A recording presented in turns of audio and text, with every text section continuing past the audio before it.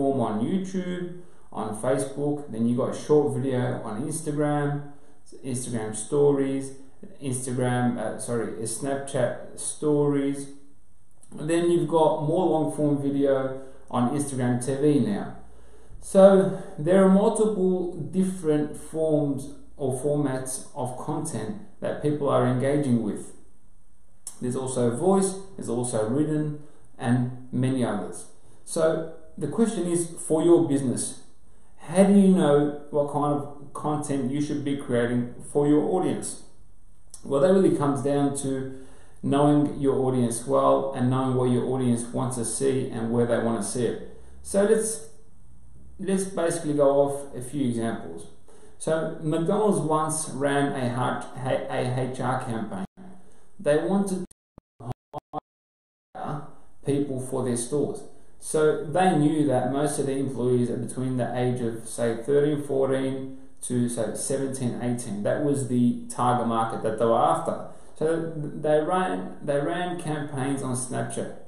Unbelievably successful. They reckon one of the most successful HR campaigns that they've ever run, because Snapchat, that's the audience that lives there, 14 to about 24, 25, some say 28, really engaged, spending half a day, sometimes other stats have said half an hour to 45 minutes.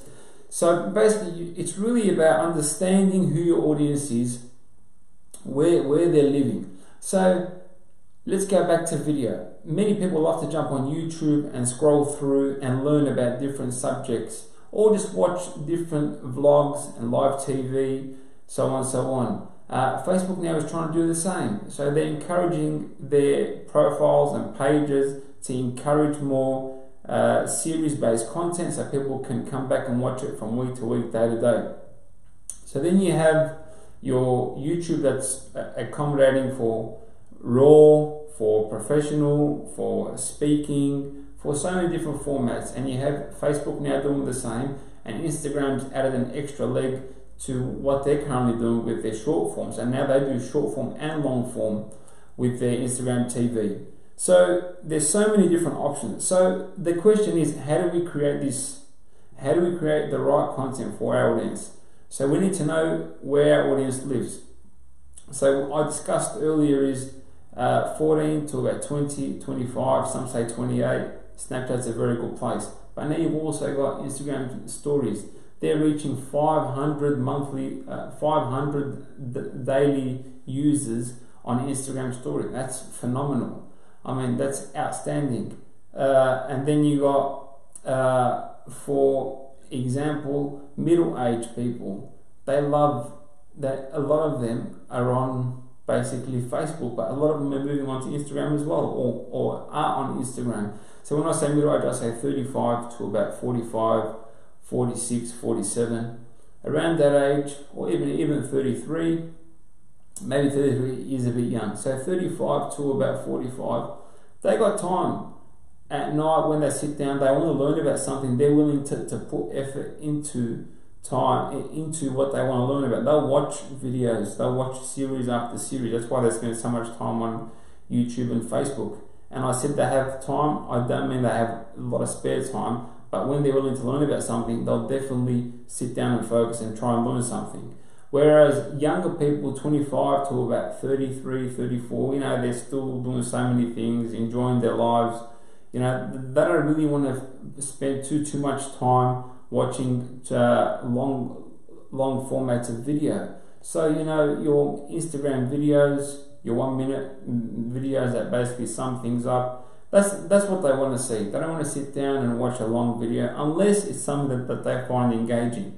So it really comes down to you knowing what they like and what they don't like. Because I've seen in the past, we've created like vlogs that have gone for 6-7 minutes. They've loved it. They love raw video, raw stories, insight that they've never had before. That's what they really want to see.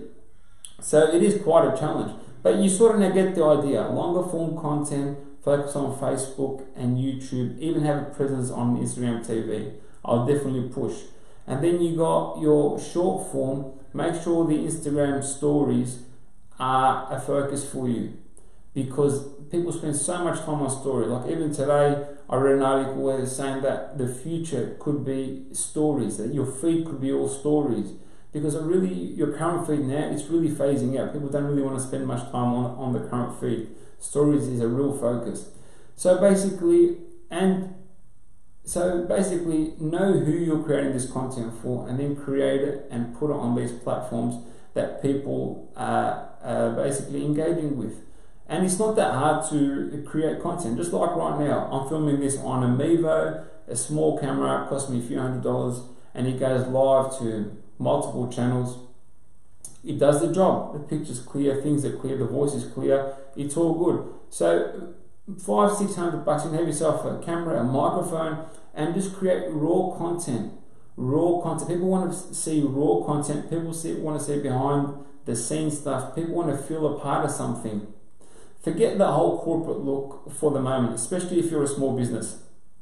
People are so over that. For so many years, all we've seen is the perfect picture.